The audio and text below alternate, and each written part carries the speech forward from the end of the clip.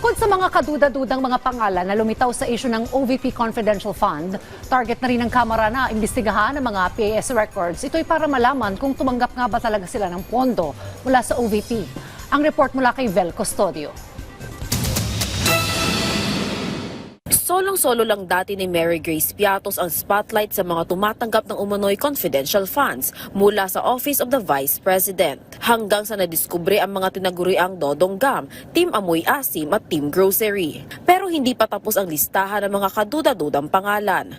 Mga tunog artista at sikat na personalidad naman ang mga pangalang nakalkal ng Kamara na nakatanggap ng umano'y milyon-milyong confidential funds ni Vice President Sara Duterte. Ayon kay House Deputy Majority Leader Paulo Ortega, kabilang narito sina Hanlet Camille C., Fiona Biong, Fiona Villegas, Fiona Ranites, Elena Magellan, Erwin Ewan, Gary Tanyada at Joel Linangan. Bogus daw ang mga pangalan na yan sa PSA.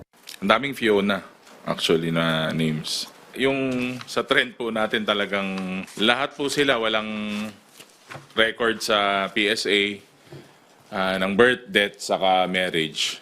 Pero hindi lang ang mga dubious names ang iimbestigahan ng Kamara.